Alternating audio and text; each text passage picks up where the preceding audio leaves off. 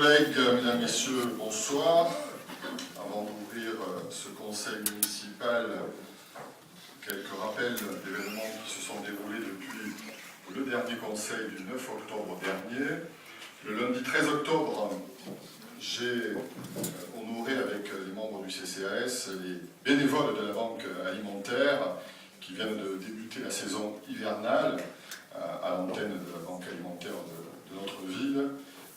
35 bénévoles œuvrent tout au long de l'année, à l'exception des mois d'été, pour préparer les colis qui sont offerts aux personnes en nécessité. La collecte nationale prochaine aura lieu les 28 et 29 novembre. Et faisons appel là aussi aux bénévoles pour être devant les établissements de grande surface pour récolter des produits alimentaires qui sont ensuite offerts aux membres de la banque alimentaire. Du mardi 14 au dimanche 19 octobre, donc la semaine dernière, a eu lieu la campagne d'éclairage et de sécurité effectuée par la police municipale qui concerne les diagnostics gratuits pour la vérification des feux, les essuie-glaces, etc. Le 16 octobre dernier a eu lieu le Marketon, traditionnel rendez-vous organisé par le Comidaire, en partenariat avec la ville et l'agglomération, pour donc, les demandeurs d'emploi qui font un parcours en ville pour aller à la rencontre des entreprises. Le même jour, en soirée, eh bien, nous avons mis en place le CNJ, enfin nous avons plutôt dépouillé et procédé à l'élection des nouveaux membres du CNJ, donc 20 jeunes élèves du primaire et du collège, et également du collège d'Alzon, sont donc été désignés par les enfants des écoles pour siéger dans le nouveau CNJ qui sera officiellement installé au mois de décembre et qui participera pour sa première sortie aux cérémonies du 11 novembre. Dimanche 19 octobre avait lieu les Automnales du théâtre, deuxième édition, avec la pièce d'une comédie d'Éric Assous, Les acteurs sont fatigués. Cette semaine, depuis lundi, se déroule le trophée BNP Paribas de la famille. C'est un trophée important, c'est la 18e édition, pour la première fois que nous accueillons à la Grande Motte. Il y a combien de participants, M. Bouvaret ? 300 participants venus de toute la France. Hein. Voilà. Les lauréats des 60 phases qualificatives sont donc accueillis pour la finale ici. Mardi 21 a eu lieu le comité local des usagers du port, où avec Jean-Louis Tauzin, nous avons présidé à l'élection du nouveau conseil portuaire. 3 binômes ont été élus qui vont siéger donc, durant la durée du mandat au conseil portuaire. Et puis, dans les événements à venir, demain aura lieu l'inauguration de l'Halte de la Mémoire, organisée en partenariat avec l'association sur les pas de Saint-Louis, suivie d'une conférence sur la batellerie des croisades à l'occasion du 800e anniversaire de la naissance de Saint-Louis. Samedi 25 à 18h, le club lyrique de la Grande Motte vous invite à une représentation d'un opéra de poche de Donizetti, l'Élixir d'Amore. Et mardi 28, au Palais des Congrès, aura lieu le salon de l'habitat du Pays de l'Or. Voilà pour ces informations. Le Conseil général nous a notifié l'octroi d'une subvention de 17 226 € pour des travaux de voirie. Voilà pour ces annonces. Donc, je déclare la séance ouverte. Je vous prie d'excuser M. Tranchat qui a donné procuration à M. Tchollet, Mme Isabelle Berger qui a donné procuration à M. Bonnefou. Je vous propose de nommer comme secrétaire de séance M. Brice Bonnefou, qui est contre, qui s'abstient. M. Bonnefou est donc désigné secrétaire de séance. Je lui demande de procéder à l'appel. Bonsoir à tous. Stéphane Rossignol, Jean-Michel Launay, Joël Jonin-Vignot, Julie Pronost, Jean-Claude Mandel, Hélène Parena, Thierry Bouvarel, Evelyne Biou, Jean-Yves Tauzin, Monique Guérino, Xavier Vincent, Serge de Saint-Félix, Véronique Rénat, Bernard Rey, Marie Gibernon, Jean Roubière, Pierre Adou, Liliane Zordia, Laurence Tébuoc-Darigan, Jean-Paul Frappa, Lina Delnotte, Jean-Paul Huot, Christophe Tchollet, Geneviève Hollander, Sylvie Berger, Serge Durand. Le quorum étant atteint, nous pouvons donc délibérer. Le conseil municipal de ce soir comporte 5 points à son ordre du jour. Nous allons donc passer au premier point, qui concerne la modification du règlement intérieur du conseil municipal. Alors à ce sujet, j'ai reçu de la part de Madame Berger, qui est présente ce soir, qui n'a pas son porte-parole du Front National, et un courrier de M. Chollet. Alors Madame Berger, vous demandez que vous soit transmis le procès-verbal qui a été transmis à la préfecture. Alors je rappelle que le procès-verbal, les procès-verbaux des assemblées n'est pas adressé à la préfecture, hein, c'est pas du tout de la part des assemblées une obligation. La loi ne fait pas obligation aux conseils municipaux, aux assemblées départementales et régionales de transmettre le procès-verbal. C'est un document qui est interne, qui n'est pas transmis à la préfecture. Alors pourquoi on le signe et pourquoi normalement on a toujours transmis les procès-verbaux à la préfecture, puisqu'ils sont signés par tous les conseillers municipaux, avec en marge ceux qui ont refusé de signer, la motivation pour laquelle ils n'ont pas signé. Donc on se rend compte que finalement on a obligation de rien. Hein, si toutes les délibérations sont transmises, le procès-verbal n'est pas une délibération, c'est un acte de... C'est un acte, administratif qui peut effectivement être... regardez les textes. Il peut y avoir un recours d'ailleurs les textes, au tribunal administratif contre un procès-verbal. Les textes ne prévoient pas de transmettre les procès-verbaux. M. Carrel n'ont jamais de transmission à la préfecture. Ça n'a jamais été transmis. Alors pourquoi il y a obligation de les signer? Parce que et pourquoi, justement, oui, non, on demande au conseil municipal de l'approuver, et ça s'arrête là.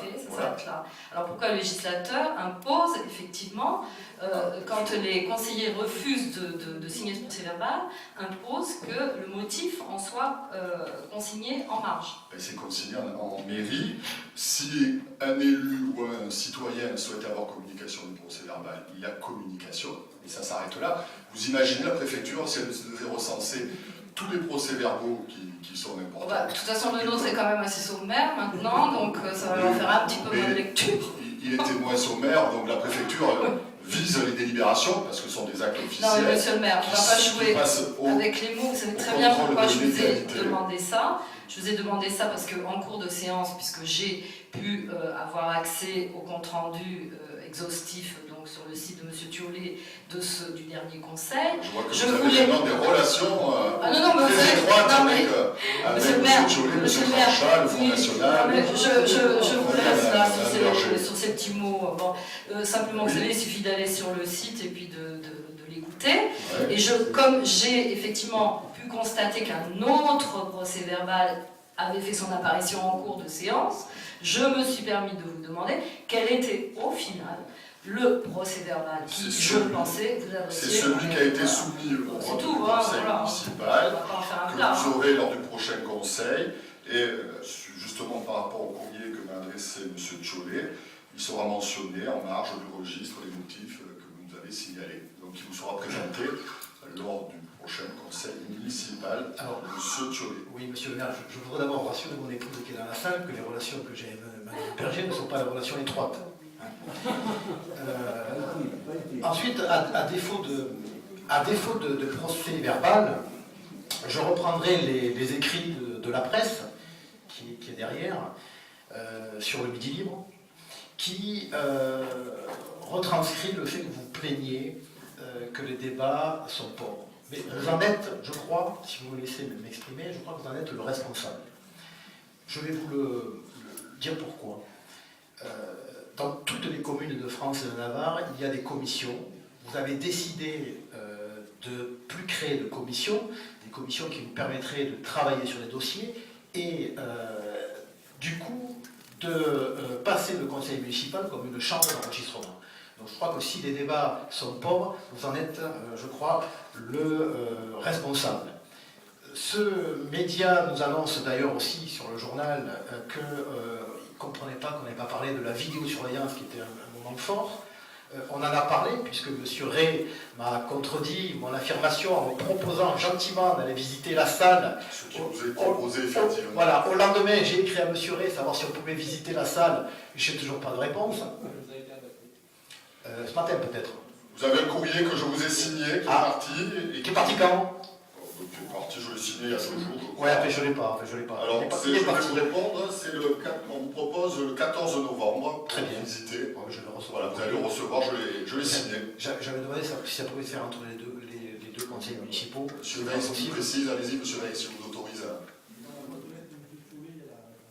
À la boîte aux lettres. Ah, c'est Donc ça vous a été remis dans Bon. votre boîte aux lettres par la police municipale. Ensuite, Donc je vous donne la date, le 14 novembre. merci. Le Midi Libre donc, s'inquiète aussi de la non-discussion sur le manque à gagner des 8,5 millions, alors qu'on s'en était inquiété, puisqu'on était un peu surpris de la non-anticipation de cette baisse de la dotation globale d'État, de 8,5 millions sur 6 ans, ce qui fait 1,5 million. On s'en était géré, inquiété. J'avais même écrit à M. Bonnefou, en date du mois de juillet, votre directeur, votre adjoint aux finances, sur le fait d'avoir le détail précis des comptes divers. M. Bonnefou me répond qu'il n'a pas reçu de courrier. Je l'ai là. Je suis allé voir M. Carré qui m'a dit, écoutez, effectivement, on a un courrier, mais a priori, monsieur, il y a peut-être trop de zéros. Donc M. Bonnefou n'est pas, je dirais, destinataire, et pourtant, le courrier est signé de ma part, et j'attends toujours, depuis le 2 juillet, les comptes divers. Donc je crois qu'on s'en est inquiété. C'est dommage que la presse, à défaut d'avoir un PV, l'ait indiqué. Merci. Écoutez, alors, la pauvreté des débats, effectivement, je l'ai précisé lorsque nous avons installé le conseil municipal que, compte tenu du niveau auquel vous souhaitiez élever les débats depuis votre élection, la manière dont s'était déroulée la campagne électorale, que je ne jugeais pas bon aujourd'hui de pouvoir créer des commissions. Maintenant, si vous montrez qu'effectivement vous êtes une opposition responsable dans les mois ou les années à venir, les choses peuvent évoluer. Mais j'attends de votre part, je rappellerai Mme Berger qui a été dans l'opposition pendant les 6 dernières années, que les débats se déroulaient de manière souvent assez rude, mais toujours de manière cordiale et franche. Il n'y a rien jamais qui a été caché, il y a toujours eu de la transparence. Simplement, il faut dire que vous avez quand même pas donné pendant les mois de campagne électorale une image de gens qui étaient ouverts. La calomnie qui a eu pendant la campagne électorale. On pourrait en parler, on ne va pas passer voilà, la soirée on va là-dessus. passer effectivement. Mais à partir du moment où il y a une opposition qui se veut responsable et raisonnable et qui ne ramène pas les débats au ras du caniveau, on pourra envisager les choses différemment. Monsieur le maire, le principe des commissions, c'est justement pour éviter d'avoir ce débat en conseil municipal qui est le champ d'enregistrement à partir du moment où les commissions, on travaille. Vous savez très bien que je suis à des commissions à l'agglo du Pays de l'Or, et ça se passe très bien. Est-ce qu'une fois, vous m'avez entendu au Pays de l'Or? Jamais, parce qu'on travaille sur des commissions, je travaille avec Mme Biou, je travaille avec Mme Bruguière, ça se passe très bien, parce qu'on a accès au dossier, on est d'accord ou pas d'accord. Les conseillers communautaires se comportent différemment de ce que se comportent les Non. Créez des commissions, faites-nous travailler sur des commissions, on sera capable de travailler sur les commissions aussi bien que vous, et on donnera notre avis. On sera d'accord ou on ne sera pas d'accord. Là, ce conseil municipal, ça devient une chambre d'enregistrement en force. Ça, je l'accepte pas. Le fonctionnement est décidé en conseil municipal, nous verrons, nous sommes élus pour 6 ans, M. Tchoué. Bien, alors je propose la lecture de cette délibération. Le procès-verbal des conseils municipaux est une pratique peu réglementée. À ce jour, aucune disposition législative ou réglementaire ne précise les mentions qui doivent être portées obligatoirement sur les procès-verbaux. La grande souplesse laissée aux conseils municipaux pour l'établissement de ces mêmes procès-verbaux de leur séance a été reconnue dans un arrêt du Conseil d'État du 3 mars 1905 qui a considéré que sous réserve de la mention des motifs pour lesquels les conseils municipaux n'auraient pas donné leur signature, les conseils municipaux sont maîtres de la rédaction de leurs procès-verbaux. Donc vous faites état des mentions qui seront notées. Outre la date et le lieu de la séance, il est recommandé de préciser dans le procès-verbal au minimum, pour toute délibération, les noms du président de séance, des conseillers présents, des absents et ordonnés procuration de vote, les indications faisant apparaître la tenue d'un débat contradictoire et la décision prise avec le résultat du vote. Ces procès-verbaux au minimum sont une pratique répandue dans de nombreuses collectivités. Il est proposé au conseil municipal donc de modifier son règlement intérieur et de supprimer dans son article 26 la mention ci-dessous. Je cite, les séances publiques du conseil municipal sont enregistrées et donnent lieu à l'établissement du procès-verbal de l'intégralité des débats. D'autant que, M. Tchoué, vous enregistrez ces débats, donc ne vous cachez pas pour les enregistrer, puisque vous les livrez, vous pouvez nous montrer votre appareil qui enregistre ces débats. Ouais. Monsieur le maire, Ah, qu'est-ce qu'une opposition?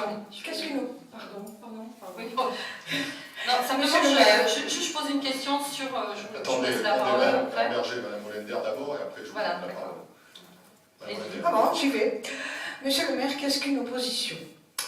C'est une question que je me pose, mais vraiment, je me la pose en toute honnêteté.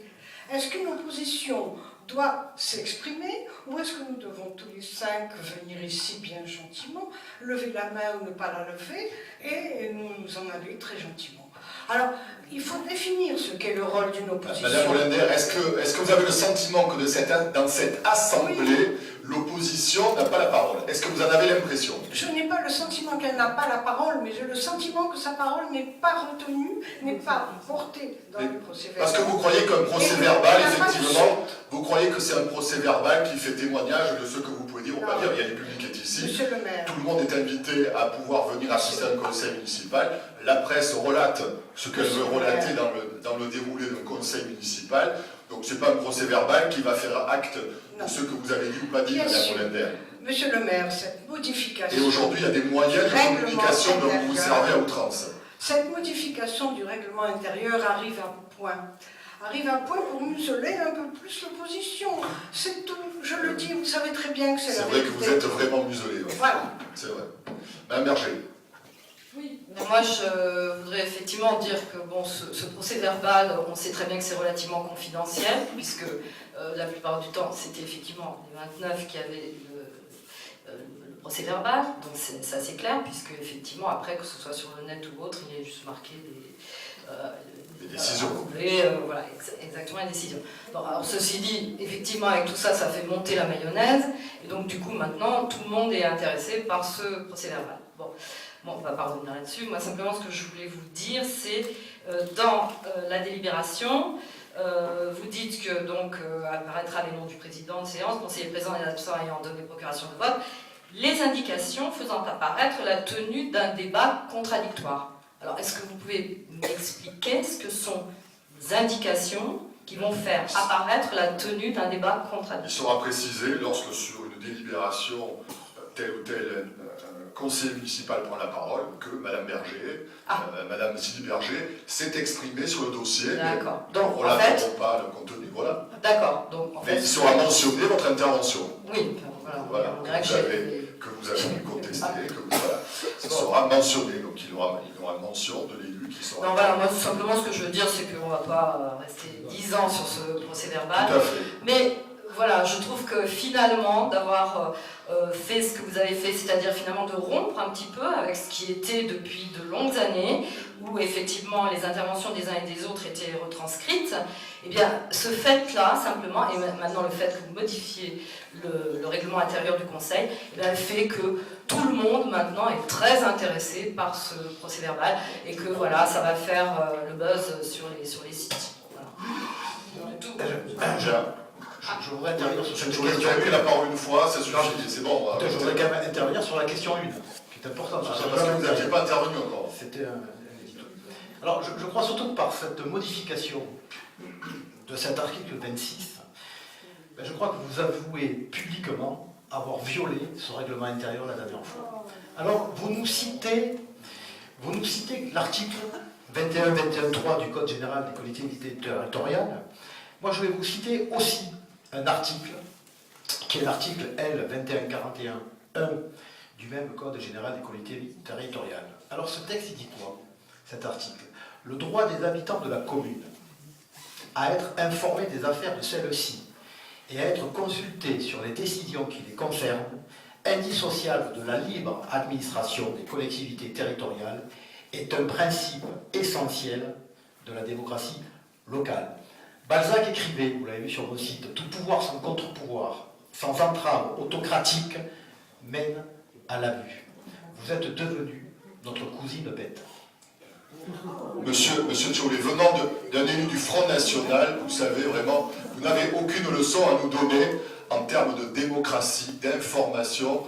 Balayez devant votre porte, je vous en prie, et soyez pas insultants vis-à-vis de la fonction qu'il a, vis-à-vis des électeurs grands motois, Si chacun de nous, qui ont voté en connaissance de son mouvement, qui ont voté en connaissance de cause, qui n'ont pas voté pour des gens qui, comme vous, ont répandu la calomnie. Monsieur. Je sais que vous œuvrez pour les Grands-Montois. Alors je voulais vous dire, mais quel est pour les Grands-Montois de ne plus connaître à l'avenir la diversité des opinions exprimées? Bien. Écoutez, ils sont là, il y a le public, les Grands-Montois. Je n'ai pas souvenir, en tout cas, que les Grands-Montois se soient précipités après chaque conseil municipal pour venir prendre connaissance des feuilletons du conseil. Nous passons au vote, si vous voulez bien. Qui est contre la modification? Ensuite, Non. quand vous dites que c'est une mesure répandue, je me suis permis de téléphoner à quelques collectivités voisines, le Grau-du-Roi, Lunel, Palavas, Bourguiot. Nous sommes une singularité aujourd'hui. Ah, bah écoutez, c'est bien, on se sécularise, vous voyez. Qui est contre la modification? 5. Qui s'abstient? C'est donc adopté. Passons à la question 2. Ça concerne l'intégration du plateau sportif du parc des sports à la communauté d'agglomération du Pays de l'Or et le versement d'un fonds. Arrêtez les micros, s'il vous plaît, il va y avoir des micros à allumer. Versement d'un fonds de concours, rapporteur Madame Yveline Biou. Par délibération 2013-158 du 31 octobre 2013, le plateau sportif de la Grande Motte a été intégré dans la liste des équipements d'intérêt communautaire par la communauté d'agglomération. Cette délibération prévoyait la réalisation de travaux et précisait qu'un fonds de concours de 50 000 € sera versé par la commune de la Grande Motte. Le plateau sportif utilisé par le collège Philippe Lambeau est constitué de terrains de handball, de basket, d'une piste d'athlétisme de 200 mètres et d'un sautoir en longueur. Il s'agit donc pour le conseil municipal d'approuver le fonds de concours de 50 000 € pour contribuer au financement des travaux réalisés au cours de l'année 2014. Réfection de la piste, reprise des points de clôture dégradés, enlèvement d'arbres et mise à niveau des terrains. Pour un montant total de 150 000 €. Monsieur le maire vous propose donc d'approuver le fonds de concours de 50 000 € pour le financement des travaux de remise à niveau du plateau sportif au parc des sports de la Grande Motte. Voilà, donc nous avons déjà délibéré en 2013 à ce sujet pour demander l'intégration de ce plateau des sports, ce qui allait de soi dans la mesure où déjà, notamment la ville de Mauguio avait son plateau des sports qui était intégré au sein des équipements sportifs de l'agglomération et pour lequel il y avait eu des travaux engagés. Donc on avait à l'époque prévu d'engager 50 000 € de travaux. Le fait que nous le passions en équipement communautaire nous permet à l'agglomération d'avoir réalisé en tout cas un chantier plus important de modernisation, de rénovation de ce terrain, ce qui explique le montant total de 150 000 € sur lequel nous participons à hauteur de 50 000 €. D'ailleurs, le prochain conseil communautaire, qui se réunit la semaine prochaine, délibérera également à ce sujet. Monsieur Chaudet. Monsieur le maire, j'aurais une question à l'adjoint aux finances. Donc, au 31 octobre 2013, nous avons eu donc une délibération du conseil d'agglo, effectivement, où il y a donc l'évaluation des charges de fonctionnement et l'évaluation des investissements. Les charges représentant 2 340 €, l'investissement, le transfert de charges au concours, la demande de concours de 50 000 €, ça c'est le 31 octobre. Dans le dossier qu'on a pu consulter à la mairie, vous me mettez à l'intérieur de ce dossier l'extrait du registre des délibérations municipales du 12 décembre 2013, soit un mois et demi après la délibération du conseil d'agglo. Et à aucun cas vous faites état de l'évaluation des investissements et donc de ce concours de 50 000 €. Vous n'en parlez pas, il y a sûrement une raison. Est-ce que vous pouvez vous expliquer? Personnellement non, parce qu'en 2013 je ne siégeais pas à l'agglomération. C'est ce qui explique la délibération d'aujourd'hui. Non, mais c'était dans le budget. En 31 octobre, l'AGLO décide donc de reprendre le plateau et envisage de demander à la commune 50 000 € d'un fonds, d'un concours. Attendez, laissez-moi finir. D'accord? L'AGLO décide de reprendre le plateau et au titre d'un fonds de concours pour participer aux travaux des 150 000 €, nous demande 50 000 €. Ça, c'est le 31 octobre. D'accord ? Le 12 décembre, un mois et demi, on fait un conseil municipal et vous ne parlez et vous n'inscrivez que l'évaluation de transfert des charges de fonctionnement. Hein, et vous ne parlez pas de l'évaluation du transfert d'investissement et donc Des 50 des 50 000 euros. Vous n'en parlez pas. Est-ce qu'il y a sûrement une réponse? C'est la délibération du jour. Elle vient répondre à ça. Non mais pourquoi? Oui, non mais ça j'ai compris. Mais pourquoi vous n'en avez pas parlé le 12 décembre 2013 puisqu'on savait déjà qu'on allait décaisser 50 000 euros? Eh bien, mais c'est parce qu'il fallait évaluer la participation que la ville pourrait apporter à l'agglomération. Non, la ville avait demandé 50 000 euros. Monsieur- Avec l'engagement. Monsieur Thiollet, si je peux me permettre de Bien sûr. juste quelque chose. Bien sûr, mais vous savez, je suis là pour comprendre. Je ne comprends pas, je vous pose la question, si vous répondez. Dans la chronologie de ce plateau sportif, il y a eu un conseil municipal le 10 décembre 2012 où déjà nous envisagions d'avancer 60 000 euros, que tout le monde a voté à l'unanimité. Par la suite, il s'est trouvé qu'il était quand même plus intéressant de transférer ce prix parce que les travaux envisagés étaient beaucoup plus ambitieux et nous coûtaient beaucoup moins. Donc, de 2012 à 2013, nous savions à peu près ce que nous allions donner. On donne un fonds de 50 000 euros et de 60 000 euros. Madame Abiou, je comprends sur le principe de reprendre le plateau. Pourquoi pas? L'interrogation, c'est on est capable. C'est pour comprendre. Est-ce que, parce que c'est quelque part, c'était une dette, puisqu'on s'était engagé à donner 50 000 euros. On aurait pu le voir apparaître. Il y a peut-être une raison technique, je ne sais pas. Monsieur Carré va me le dire. Non, je vous l'ai dit que ça avait été déjà dit en décembre 2012. Donc tout le monde était au courant. D'accord. Là, il s'agissait la chronologie. Là, c'était simplement pour le transfert, avec le coût du transfert. C'est aujourd'hui que nous délibérons et c'est la semaine prochaine que nous délibérons à l'agglo. Donc voilà, c'est que ce n'était pas un dossier qui n'était pas finalisé, c'est tout. Et qu'on finalise ces jours-ci. On délibère ce soir. On aurait pu profiter du 12 décembre, on pouvait profiter. Mais parce que c'était c'était pas acté, maintenant les travaux viennent de se faire, donc voilà. Oui. Bien, on pose de passer au vote. Oui, non, je vais juste sur une question qui effectivement n'est pas à l'ordre du jour, mais on est en train de parler de l'agglo. Donc je voulais savoir quand est-ce qu'on aurait peut-être des informations sur la métropole, sur le pôle méditerranéen que veut mettre en place M. Sorel. Voilà. Écoutez, c'est pas ce jour, effectivement. Non, je sais, mais c'est rapidement, qu'on parle de ça. Tout à l'heure, C'est peut-être le moment d'informer. j'ai présidé un comité technique à l'agglomération où le personnel de l'agglo m'a posé la question, donc je ne vais pas m'apesantir très longtemps sur le sujet, simplement j'explique qu'il y a souvent l'amalgame a pu être fait dans des écrits, dans la presse, etc. Il y a l'agglomération de Montpellier, vous l'avez suivi, a été amenée à faire délibérer les 31 communes qui la composent pour passer en métropole, parce que la loi n'a pas autorisé le passage direct de Montpellier, comme c'est le cas de Bordeaux, de Nantes, etc., qui sont passés directement en métropole. Montpellier et Brest ont été deux villes importantes qui n'ont pas été intégrées dans la loi. Je ne sais pour quelle raison. Raison certainement politique au niveau national par rapport à Montpellier et aux problèmes que rencontrait la gauche à Montpellier. Donc aujourd'hui, pour le passage en métropole, il était nécessaire qu'une majorité de communes délibère dans ce sens. C'est acté, puisqu'à l'exception de, je crois, 5 communes sur les 31, c'est demain que l'agglomération de Montpellier va délibérer pour le passage en métropole. Celle-ci sera effective au 1er janvier 2015. Donc ça va s'appeler Montpellier Métropole Méditerranée, 3e.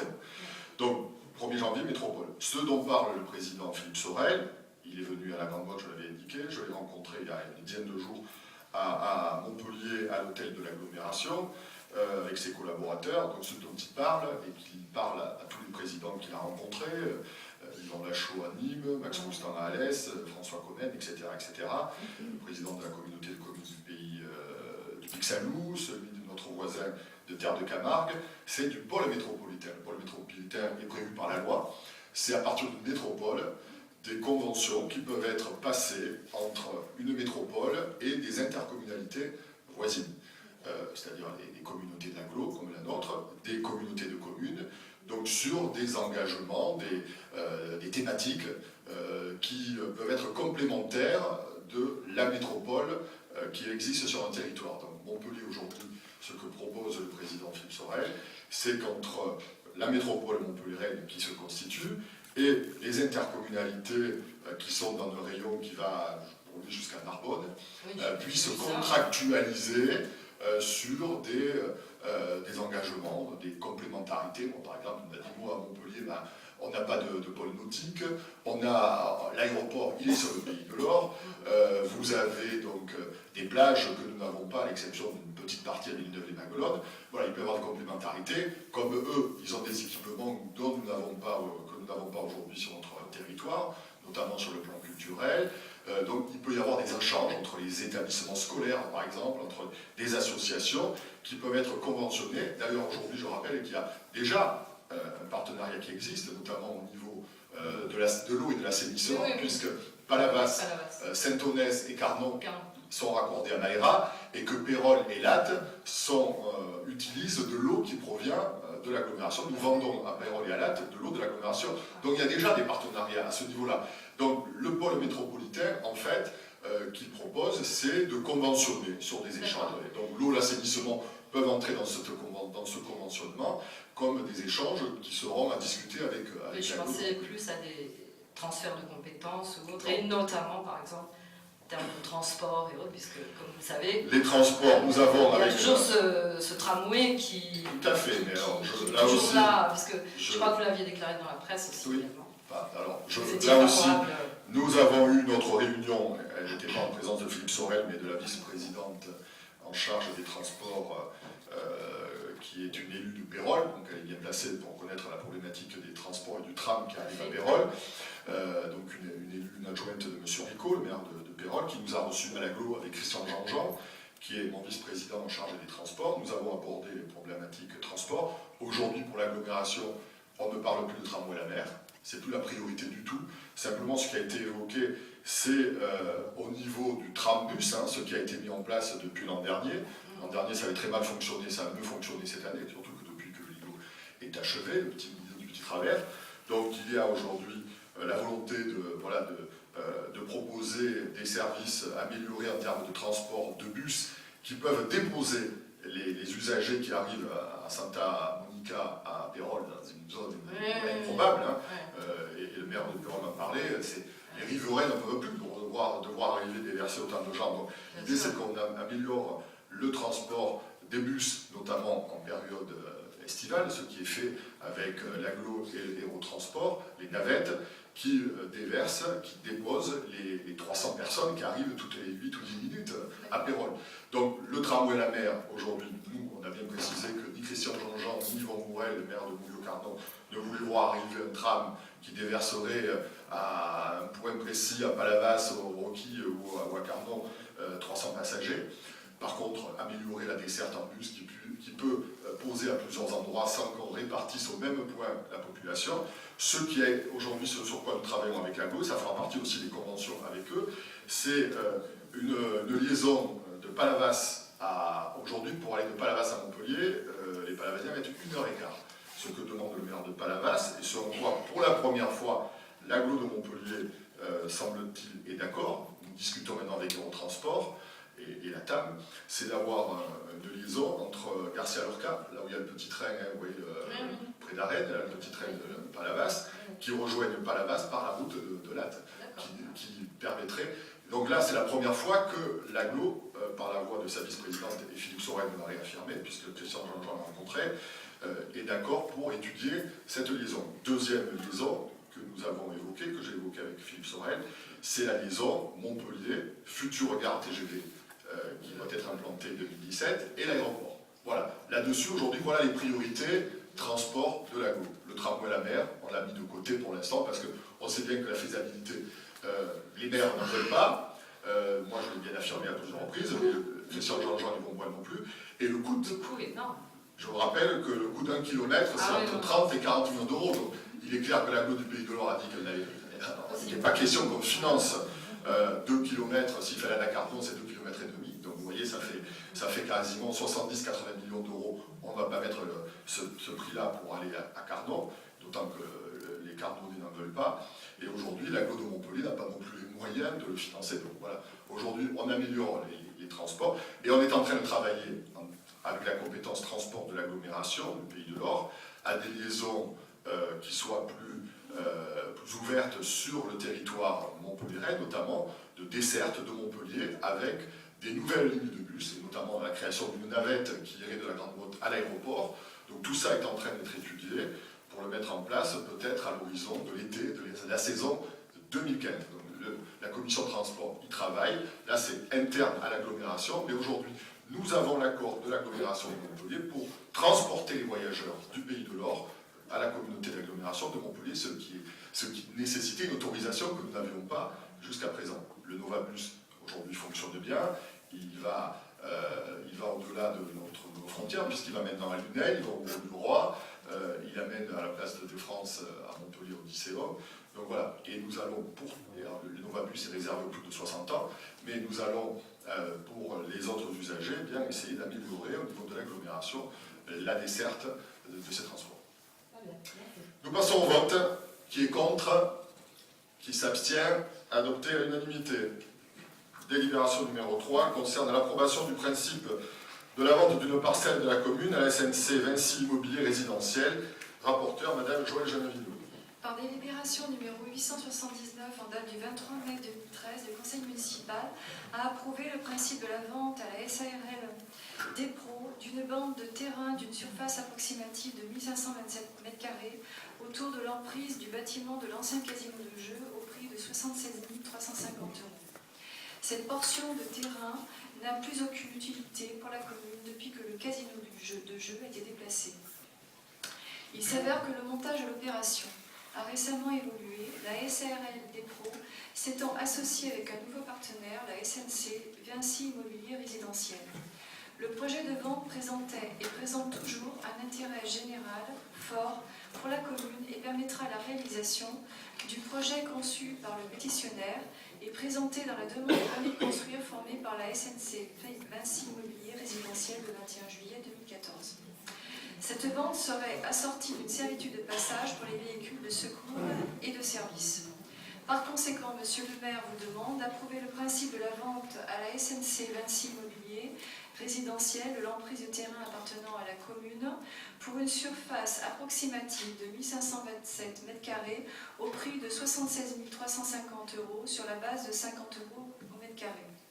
De l'autoriser à exécuter la présente décision, à signer la vente par acte authentique. Voilà, c'est un projet, vous le connaissez maintenant, hein. Je crois que ça entre dans le cadre de l'intérêt général de notre ville. Il y a depuis 2 ans maintenant une friche en front de mer. Il y a la volonté à la fois de promoteurs privés et d'un grand groupe de réaliser un projet à la fois commercial et résidentiel de qualité. Je crois qu'il est de notre devoir de faire en sorte de faciliter les démarches pour que ça puisse réussir. Monsieur Tchoulet. Oui, je voulais vous demander, quel est le prix de location au mètre carré des terrasses environnantes? Vous faites référence par rapport au prix de vente des terrains? C'est un prix qui a été, c'est celui de l'estimation. Oui, mais les domaines nous engagent quand nous achetons, pas quand nous vendons. Quand nous achetons, il faut respecter ce prix. Quand nous vendons, on peut appliquer un prix supérieur. Donc j'aimerais savoir combien. C'est 10 € le mètre carré, 15, vous savez pas? Les tarifs, je ne connais pas par cœur les tarifs des terrasses, je suis désolé. D'autant qu'il y a plusieurs tarifs selon la couverture des terrasses. Je sais pas si il y a plusieurs catégories. Non mais là, par exemple, la Jamaïque qui est contiguë, combien de prix de mètre carré? Ça n'a rien à voir, monsieur Tollet, puisque de toute façon... Non mais c'est durable. Non, c'est monsieur Durand, madame Garrido. C'est pas grave, c'est pas grave. Monsieur Tollet, pardon. Mais non, mais ça n'a rien à voir, parce que... Pourquoi ça n'a rien à voir? Ben, ça n'a rien à voir. C'est pas des terrasses, là. C'est pas Non des mais terrasses. si vous louez une terrasse, supposons, 10 € le mètre carré. Un petit peu plus quand même. Voilà, un petit peu plus. Vous allez dans mon sens. Alors, vous louez, mettons, 12 € le mètre carré. Et la personne n'a pas de droit de propriété. Là, pour 4 fois plus cher, c'est-à-dire 4 années de location, la personne est propriétaire de terrain. Donc je trouve pour ma part que le prix est dérisoire. Mais monsieur Durand, comment voulez-vous qu'on installe des terrasses autour d'un établissement? Non, mais ça donne un aperçu. C'est du terrain dont nous n'avons pas aujourd'hui l'utilité. Donc il est nécessaire, pour que ce projet puisse se réaliser, qu'ils aient à disposition ce terrain. Je crois qu'il est dans notre intérêt, dans l'intérêt de la ville de la Grande Motte, que ce projet Compte tenu du que prix, vous connaissez compte tenu du prix des logements, puisse se réaliser. on aurait pu demander un prix supérieur, parce que je veux dire. Néanmoins, s'agissant d'investissement d'intérêt général, je voterai pour. C'est joli. Je vais dans le même sens que M. Durand. Je trouve que c'est un projet structurant pour le front de mer et de qualité. Et effectivement, les logements, je crois que c'est 8 ou 10 logements. 10 logements. 10 logements. Merci. Alors, comme on a un peu le temps, 14 logements, on a un peu le temps, j'en profite puisqu'on est dans la partie logement. Je voudrais interpeller Madame Parena, qui est la déléguée au logement. Et nous faisons partie tous les deux d'une commission aménagement à l'agglomération du Pays de l'Or. Et à ce titre, nous travaillons sur l'objectif de production habitat 2015-2020. On était ensemble à la dernière commission. Et effectivement, on va avoir une obligation, un engagement presque, de créer, je crois que c'est une cinquantaine de logements sociaux. Est-ce que vous avez déjà des pistes? Est-ce que vous pouvez nous en parler? Monsieur Turlis n'est pas l'ordre du jour. Non, mais on avait le temps. On est sur le sujet. On a le temps. Aujourd'hui, c'est pas le sujet. Non, mais... Il y a un ordre du jour, donc si vous voulez, on en reparlera. reparlera. Vous formulez une question écrite, monsieur Turlis. Non. Il suffit de formuler des Une questions. question écrite, vous n'y répondez pas ou peu. Si vous faites une question écrite au conseil municipal, nous sommes, je dois y répondre. nous sommes dans la rubrique urbanisme avec la création de logements, et en plus de très très beaux logements. On est sur une commission avec un objectif de créer des logements sociaux. Est-ce que Mme Parena a travaillé? Vous n'avez peut-être pas travaillé sur le dossier, vous dites non, monsieur Turlis, il n'y a pas de piste. J'arrête. Est-ce qu'il y a des pistes? Est-ce qu'il y a des projets? Est-ce que vous pouvez nous en parler? Monsieur Turlis, c'est pas l'ordre du jour. Si vous voulez, je vous propose que nous en parlions dans un prochain conseil municipal. Nous avons un ordre du jour à tenir.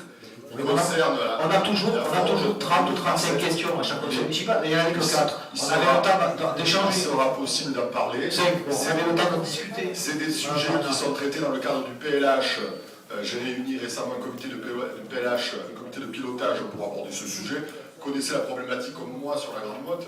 Oui, de foncier, nous y travaillons. Voilà. On n'a pas de réponse aujourd'hui à apporter malheureusement. J'ai découvert avec Mme Parena cet objectif de production d'habitat qui est inquiétant pour la ville, parce que la ville c'est 250 ou 300 logements, c'est 80 ou 90 logements sociaux. Parena n'est pas au courant, mais j'ai reçu ce matin au courrier à l'agglomération une correspondance du préfet par rapport à ce sujet-là. Donc on aura l'occasion d'en reparler à l'agglo. Il m'a écrit en tant que président d'agglo pour justement répondre aux difficultés que rencontre la Grande Motte pour pouvoir répondre à ces demandes.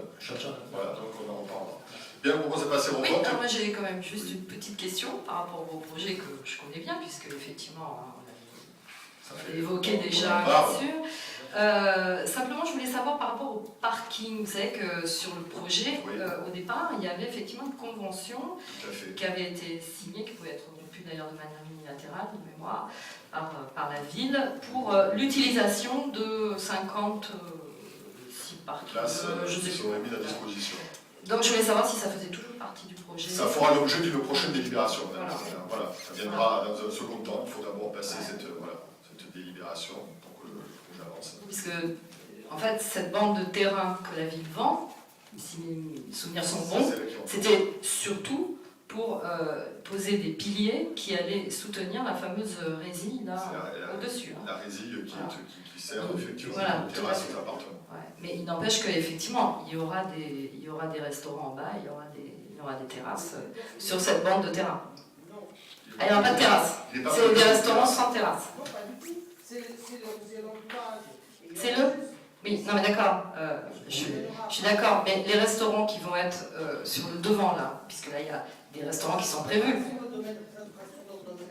Oui, j'ai bien compris, mais justement c'est sur cette bande de terrain qu'on va vendre, voilà, ils vont pouvoir effectivement mettre des terrasses. Et là, du coup, c'est le domaine privé, et effectivement la ville ne pourra pas prétendre à des droits de terrasse. Voilà. Laissons avancer le projet, Mme Berger, déjà. Non, mais bon... Réalisons ce plan, en fait. Faisons en sorte qu'il puisse se réaliser, parce que ça serait dommage. J'ai eu le dossier en main, j'ai vu le dossier, il y a 2 exploitants, il y a Vinci qui va vendre des appartements, Et en bas, il y a la société des pros qui va exploiter les commerces. Je crois que les parkings vont faire partie intégrante des commerces, puisque si nos parkings, nos commerces, je crois en l'occurrence, les parkings appartiennent toujours, enfin, sont toujours dans l'escarcelle des pros et non pas des Vinci. Tout à fait. Oui, ça c'est vrai, mais ce que j'avais évoqué aussi, c'est que dans le cadre de la réhabilitation du front de mer, je vois mal effectivement des parkings rester à cet endroit. On va trouver une solution. Bien, on passe au vote. Qui est Une contre? dernière chose, monsieur le maire. 50 €, c'est très peu. Ça a été dit. Alors, il n'y a-t-il pas, n'est-ce pas? Monsieur Durand l'a dit, 50 € c'est très peu quand on connaît le prix du mètre carré, ça n'est pas comparable. Mais n'y a-t-il pas pour la mairie la possibilité de demander ce que nous appelions dans notre jargon juridique une contre-expertise, quelque chose comme ça, une autre évaluation? C'est dans l'intérêt de la mairie. Il n'y a pas de contre-expertise lorsque les domaines nous font part de leur estimation. Les domaines ne font pas, voilà. Alors, il serait aussi important que vous puissiez signaler, parce que ça va dans votre sens et dans le sens des pros, c'est que, hormis le faible prix des domaines sur cette bande, il a, je crois, sur ce que j'ai vu, des frais énormes de mise à niveau, Il y a beaucoup d'aménagements et il arrive au total à 400 000 €. C'est important. Il faut rappeler, si vous avez le projet, vis-à-vis des grands motois, il y a des aménagements qui seront faits qui profiteront à tous les grands motois aussi. Il faut le dire, non, mais il faut le dire parce que brut, c'est pas cher. Tout à fait. C'est vrai que les aménagements qui sont prévus par l'acquéreur sont importants et représentent une somme complètement plus importante. Quand il y a du bon sens, on est capable d'aller dans l'autre sens. Je veux juste faire remarquer, bon, c'est une petite anecdote, c'est que quand nous étions aux affaires, comme on dit, et qu'on a vendu, vous souvenez-vous, le parking de la station Total, j'ai souvenir que monsieur Rouvière, vous-même, etc., vous avez dit, oh là là, mais il ne faut pas suivre l'estimation des domaines, etc., vous vendez à bas prix et tout. Voilà. Donc, bon, on se retrouve maintenant. On n'est pas dans la même configuration. Là, ce sont des terrains qui sont autour du casino, de l'ancien casino qui ne servent à rien, dont on ne peut pas exploiter.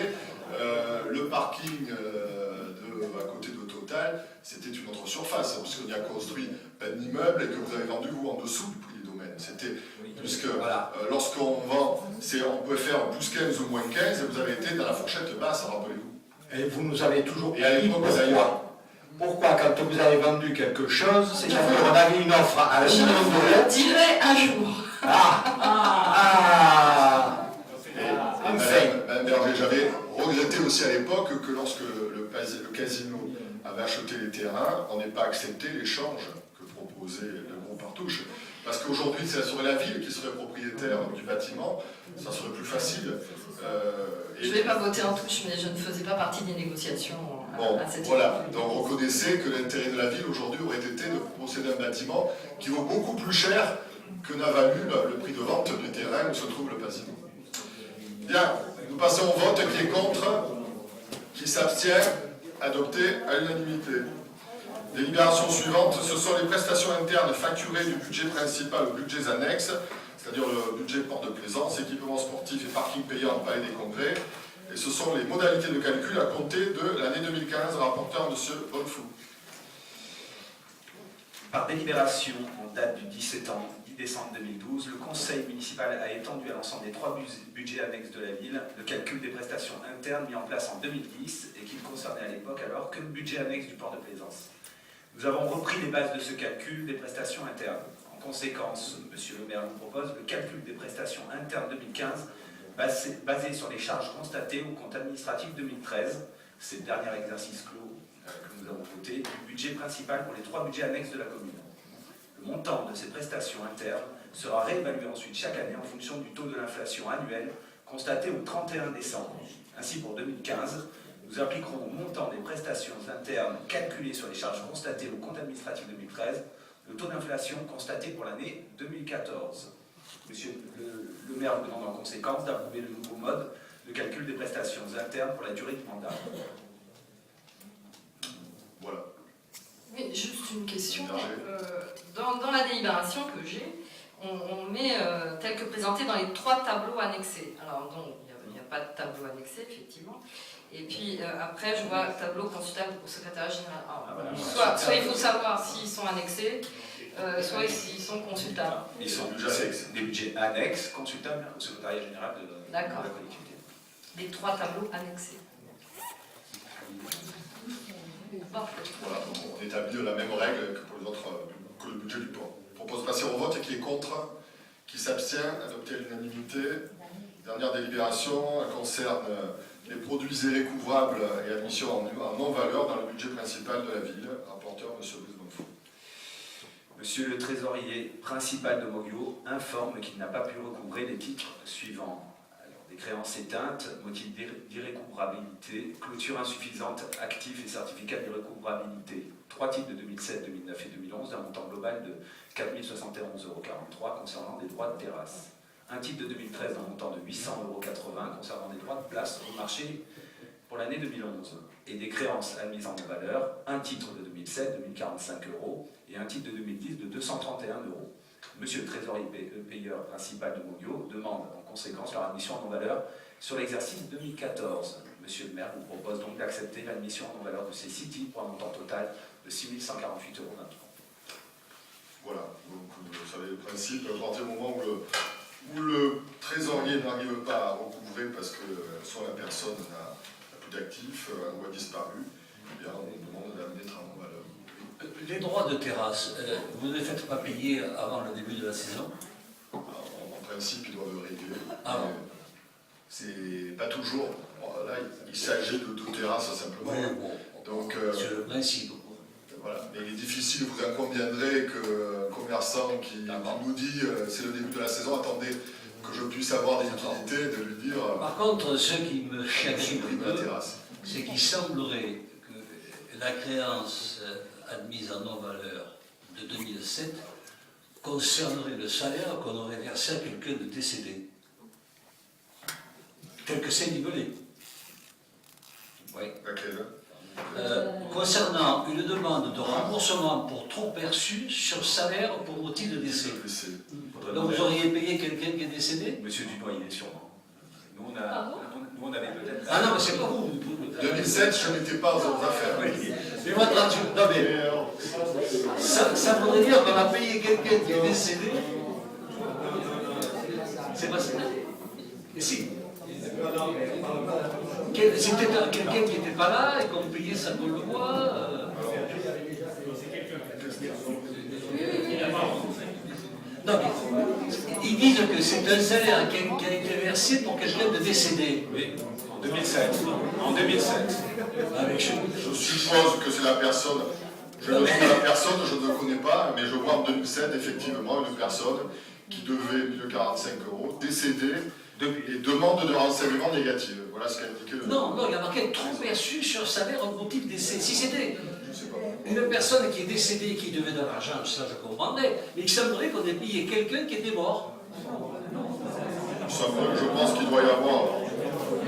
Je pense que la personne... Bon, je connais pas. Madame Berger, vous étiez là, en 2007, ça pourra... Alors je vous dirais ça en même temps que la station Total. Ah ouais, d'accord, parfait.